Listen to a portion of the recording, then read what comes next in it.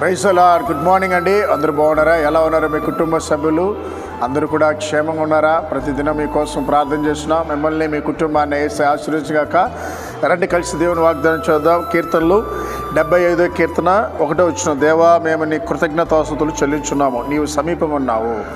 దేవునికి ఇష్టమైన బలి కృతజ్ఞతలండి. మనకే ఇష్టం కదా. మనం ఎవరైనా సహాయం చేసినప్పుడు, వారు ఎప్పుడైనా కనబడినప్పుడు, అయ్యా పలానా రోజు మాకు సహాయం చేశారు, చాలా థ్యాంక్స్ అండి అని మనకు చెప్తే మన హృదయము పులకరించిపోతుంది. అయ్యా ఇతనికి ఇంకా మేలు చేయాలని ఆశపడతాం. దేవుడు కూడా అంతే. ఎవరైతే చేసిన మేలుకి కృతజ్ఞత చెప్తారో వాళ్ళకి మరలా మేలు చేస్తూనే ఉంటాడు. కాబట్టి వాగ్దానం వింటున్నా ప్రియ తండ్రులారా, తల్లులారా, మీ జీవితంలో ఎన్నో మేలు చేశారు. ఎంతోమందికి మీకంటే తక్కువ వయసున్న వారు చనిపోయారు.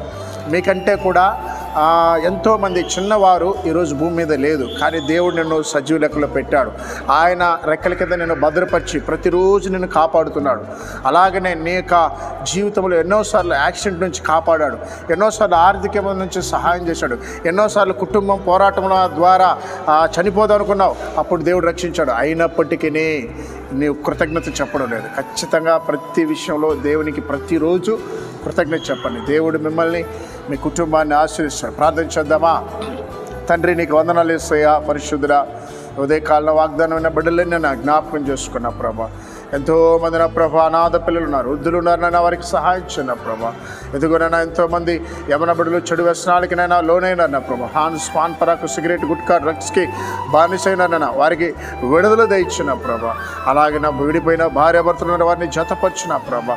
కోర్టు కేసుల్లో, పోలీస్ కేసులు చాలామంది ఇబ్బంది పడుతున్నారు, వారికి సహాయం చేయన ప్రభా. ఎదుగో స్థల విషయంలో అన్యాయంగానైనా వేరే వాళ్ళు వారి యొక్క ఆస్తిని తండ్రి గుంజుకున్నానా ప్రభా.